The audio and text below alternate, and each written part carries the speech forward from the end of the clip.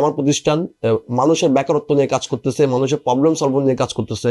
ওই ক্ষেত্রে আমি ব্যবসা করতে গিয়ে আমি অনেকটা হ্যারাসমেন্টের শিকার হচ্ছি। এই যে রাজনৈতিক যে পরিচয়গুলো দিয়ে, আমি নাম বলবো না, রাজনৈতিক পরিচয়গুলো দিয়ে যে ব্যক্তিরা আমার সাথে করতেছে, এগুলোর আমি জোর দাবি জানাই। 10 বছর ধরে ব্যবসা করি।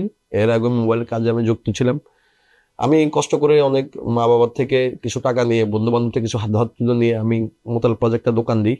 প্রথমে একটা সাইট ভাড়া নিই, এর পরবর্তীতে আমি আস্তে আস্তে দোকানে বিজনেস করে, কাজ শিখে কাজ করে, কর্মসংস্থান 2020-এর দিকে আমি একটা বিজনেস দাঁড় করে একটা দোকান নিই। দোকান ভাড়া নেওয়ার পর আস্তে আস্তে এখানের যারা ব্যবসায়ী আছে তাদের সুসম্মানের সাথে আমি কাজ করে আসতেছিলাম।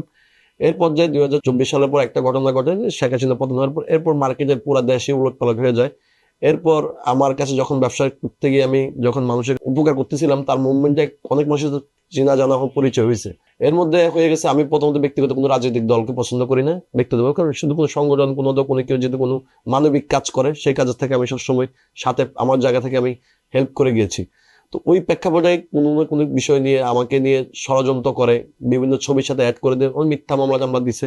যেহেতু এটা আমি অলরেডি ফাইট করছি এর আগে, আবারও নতুন করে মিথ্যা মামলাতে জড়ানোর জন্য আবার একটা চক্র, যে আমি যেখানে ব্যবসা করি ব্যবসায়িক জায়গা থেকে ব্যবসায়ী দণ্ড এবং কি পলিটিক্যাল যে ইস্যুগুলো আসতেছে, ভাই আমার এখানে হচ্ছে যে গরিব গরিব যে ছেলেগুলো আছে বিভিন্ন দেশের প্রান্ত থেকে যারা আসে, যারা বেকার, যেমন আমি একটা সময় বেকার ছিলাম, আমি কিন্তু স্কিল ডেভেলপমেন্ট নিয়ে কাজ করি। যেহেতু মোবাইলের পেশাটা একটা সম্মানের পেশা এখন বর্তমানে, এখন ওই পেশাতে আমি নতুন নতুন টেকনিশিয়ান তৈরি করি এবং কি আমি সরকারি গভর্নমেন্ট এনএসডি এর মাধ্যমে সার্টিফাইড স্টুডেন্ট বের করেছে প্রায় 5,000-এর উপরে।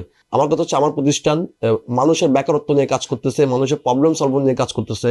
ওই ক্ষেত্রে আমি ব্যবসা করতে গিয়ে আমি অনেকটা হ্যারাসমেন্টের শিকার হচ্ছি, এক প্রকারের চাঁদাবাজি শিকারই হচ্ছে। আমাকে ফোন দিয়ে বলা হয় দেখা করব, এই করব, সেই করব, মামলা করব, টাকা না দিলে এটা করবো সেটা করবো। এই হ্যারাসমেন্ট আমি একতরফাই, আমি তিক্ত, আমি হয়তো ব্যবসা ক্লোজ করে দিতে হবে, আর না হলে ব্যবসা করতে গেলে আপনাদের সর্বন্নত হতো। এই যে রাজনৈতিক যে পরিচয়গুলো দিয়ে, আমি নাম বলবো না, রাজনৈতিক পরিচয়গুলো দিয়ে যে ব্যক্তিরা আমার সাথে করছে, এগুলার আমি জোর দাবি জানাই। দেশে দেশে সবার সাথে দ্য নিউজ।